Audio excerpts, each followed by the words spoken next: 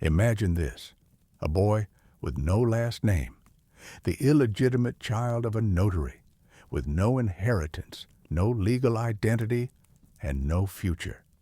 And yet, he would become the embodiment of human intellect. Leonardo da Vinci, whose name now stands as a symbol of genius. How did the son of an unknown woman named Caterina and a Florentine legal professional named Ser Piero, a child who legally couldn't inherit property or access formal education, rise to heights that seemed beyond the reach of mortals? Which doors were closed to him, and how did he manage to enter through the window, sketching the frame, the hinges, and the exit route while at it? Subscribe to our channel if you love deep, unhurried stories, full of facts, archives, and the spirit of the times. And please leave a comment telling us where you're listening from and what time it is for you. We're always fascinated to see where in the world you're joining us from. In 15th century Florence, being born out of wedlock wasn't a scandal, but it certainly wasn't a compliment. Among aristocrats and popes, illegitimacy wasn't unheard of. But for the professional middle class, especially in the legal field, legitimacy was everything: the right to inherit, to join a guild, to take part in civil life. Leonardo was born on April 15, 1452, in the countryside near the town of Vinci, hence the Da Vinci. His father, Ser Piero, was a respected notary. His mother, Caterina, was most likely a peasant girl or possibly a freed slave of Caucasian origin, as suggested by recent archival evidence from Florence. She is recorded only as Caterina, with no surname and no property of her own.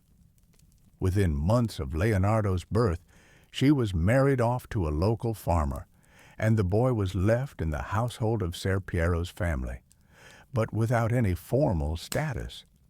He existed between worlds, not a servant, not a legitimate heir, not quite an outcast, yet nowhere properly belonging.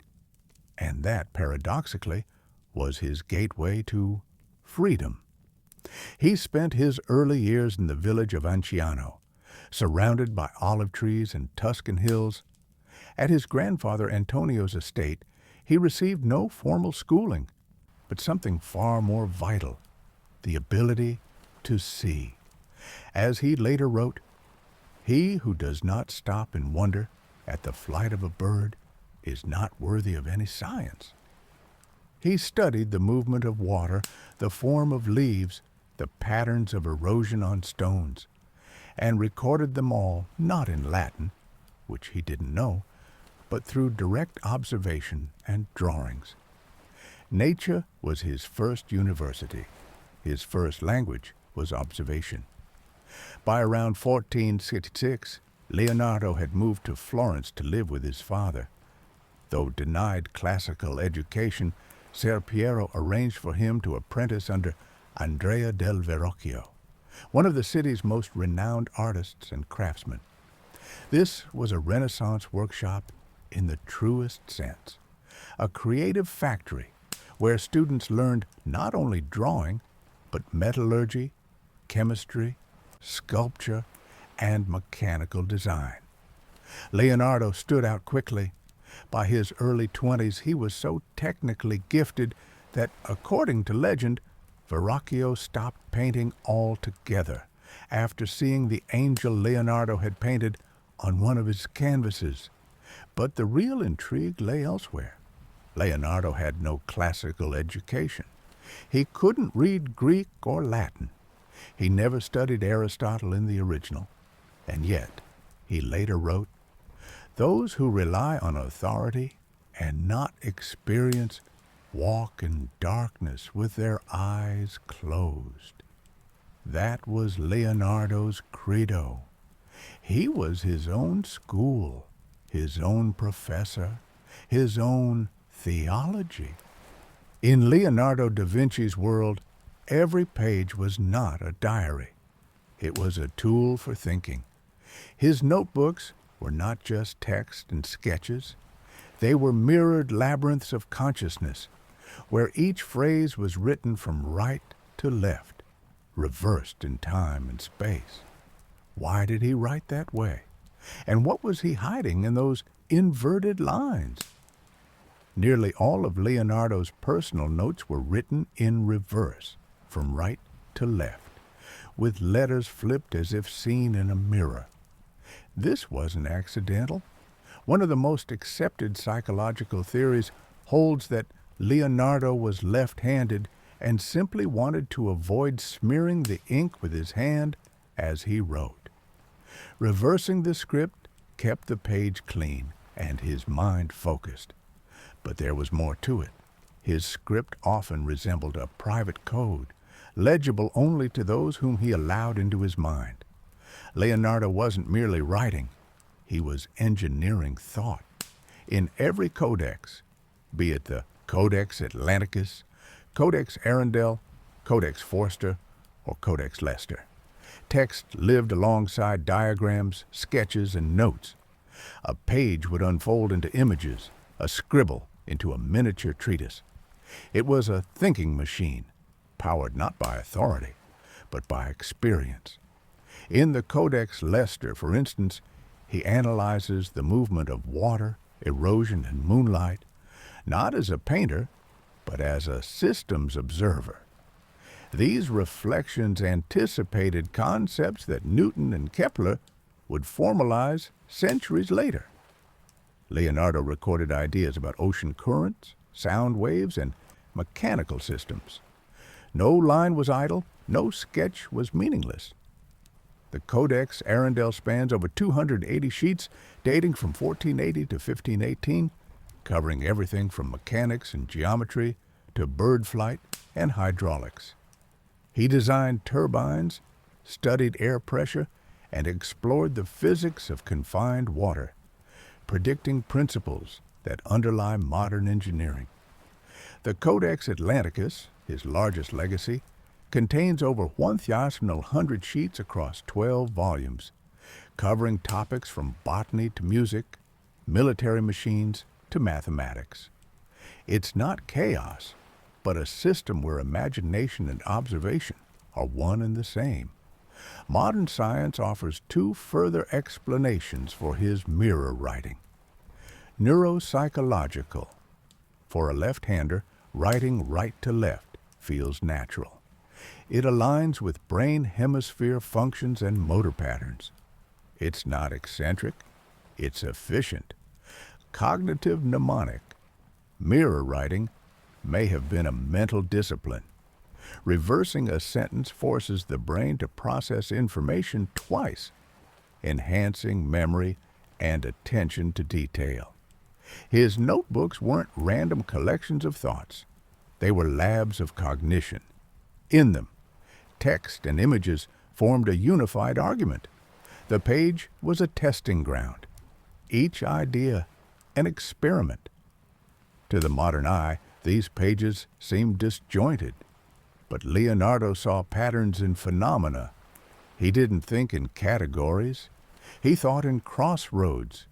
He didn't separate art from mechanics, botany from ethics, music from hydraulics, and most remarkably, none of these writings were published in his lifetime.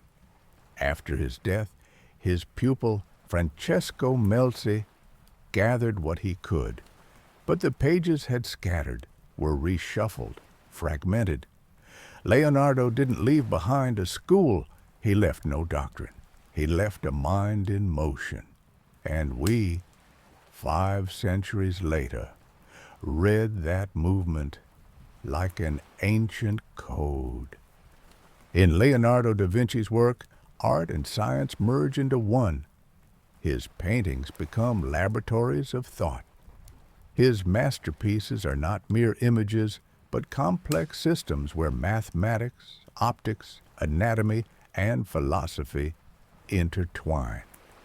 In this chapter, we dive into his 2 most iconic works, The Last Supper and Mona Lisa, to uncover how Leonardo didn't simply paint. He transmitted ideas. The Last Supper. Not a biblical scene, but a psychological mechanism.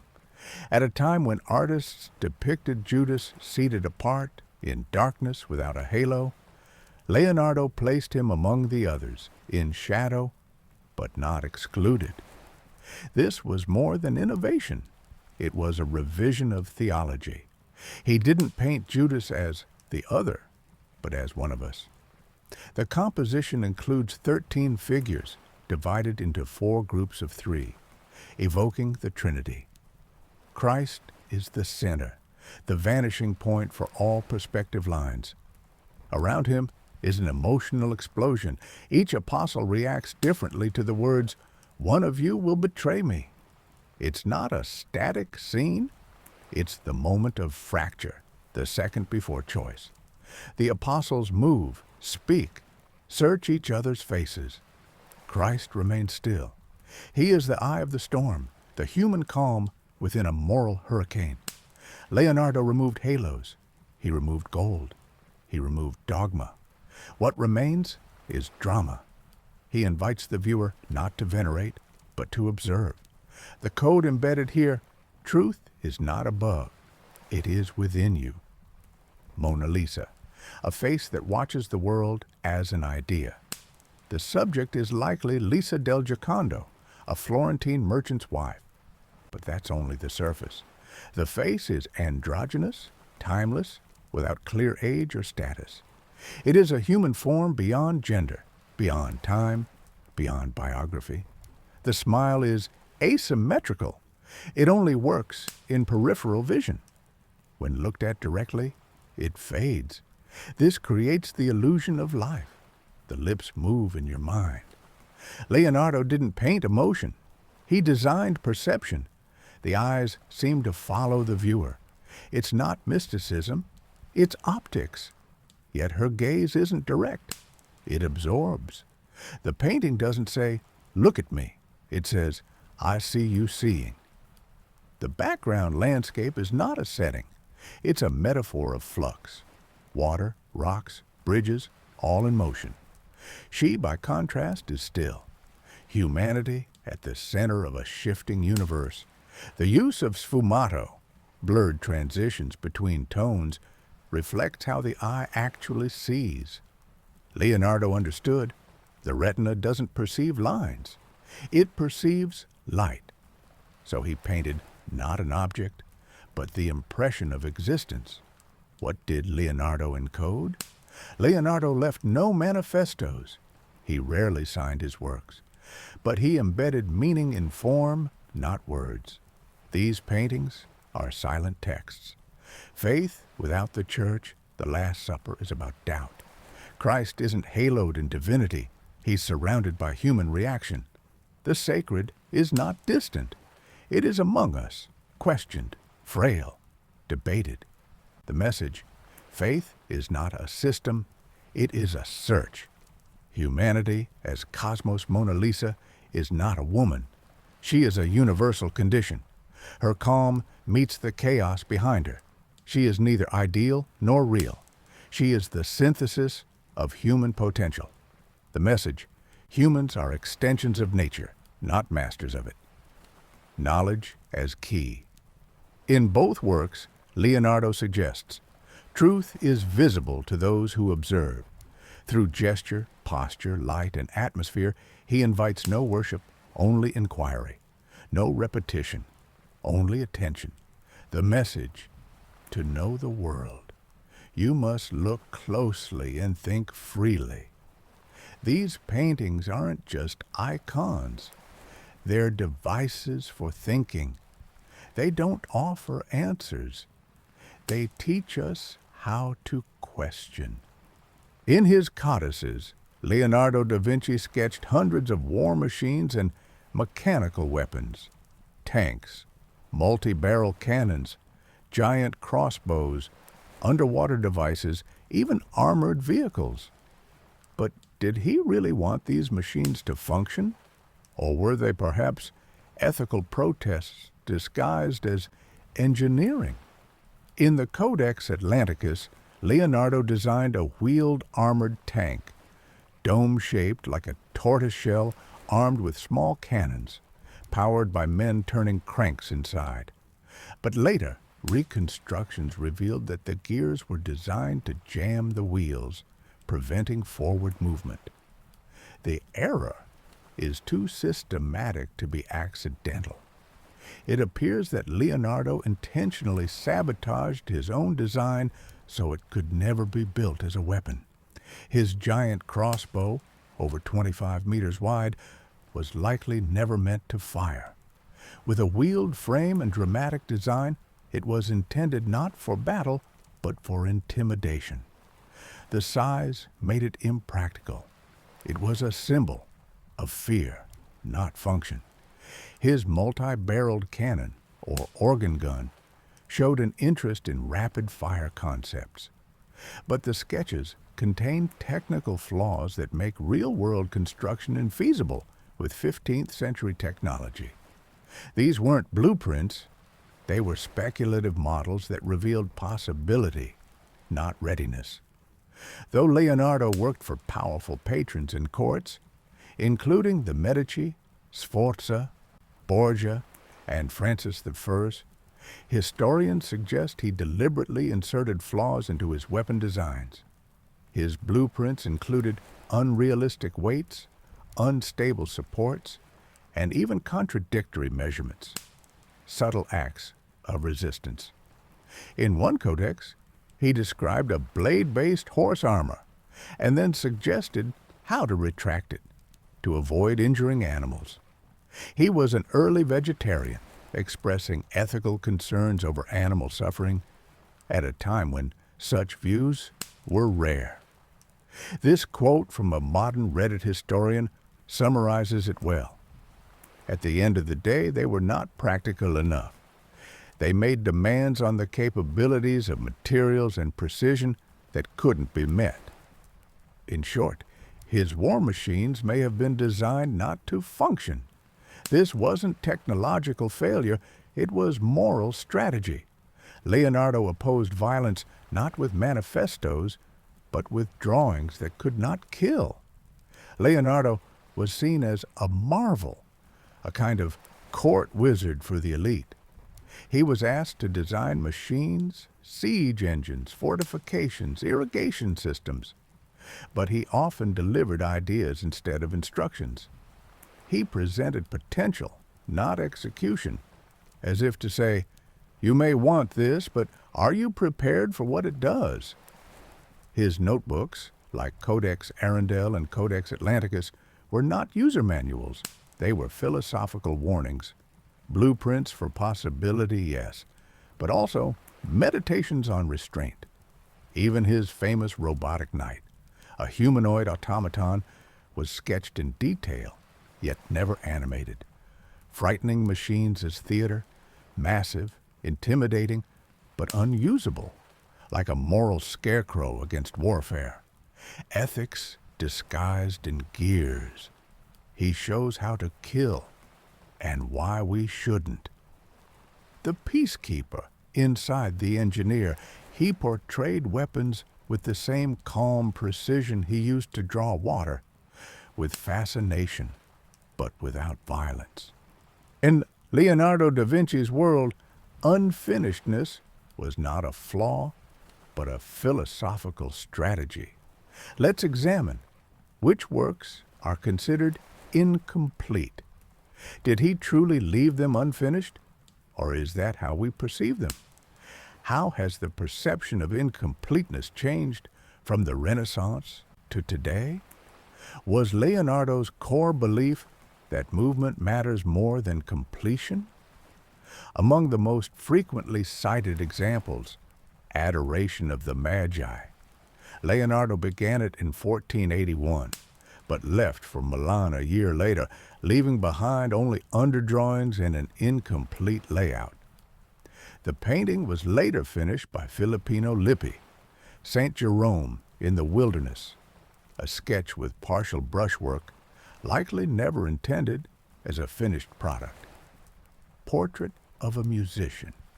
The face is completed, but the clothing and background remain rough, possibly executed by someone else. La Scapigliata, a mysterious female portrait with an unfinished background. Some believe this was deliberate, meant to evoke a sense of thought or emerging form. But were these actually unfinished in the way we understand the word? In Leonardo's time, artists rarely signed works. Signatures were not tied to individual identity. Instead, partial figures, gestures, or studio copies served as marks of authorship. What we now interpret as gaps or inconsistencies might have been for Leonardo a calculated openness. Experts like Marco Sciatti note that in adoration of the Magi, Leonardo established precise perspective lines, carefully plotted figures, and only left portions untouched by color. Recent restoration revealed his meticulous underdrawing was more conceptually complete than visually so. He designed with methodical intention, even if large parts remained visually raw. Contemporary biographers like Walter Isaacson emphasize Leonardo's habit of returning to the same idea over years, layering over older brushwork or modifying elements while leaving other parts seemingly incomplete. This created a work-in-progress texture that was not negligence, but an expression of intellectual fluidity. Leonardo often abandoned a project once he felt he had captured the key insight. Once the concept was internalized, he moved on. Not from boredom, but because the idea had served its purpose. Instead of polishing details, he left visible the scaffolding of thought. These works weren't static. They were experiments, and their incompleteness was deliberate, like notes left on a chalkboard, suggesting a mind still at work. Later, art movements, including mannerism and even romanticism, would celebrate this ethos. The non-finito aesthetic, the beauty of the incomplete, would emerge, pioneered by Leonardo and Michelangelo, where mystery and process were as valuable as precision.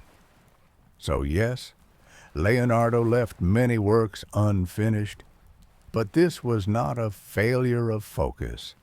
It was a creative principle.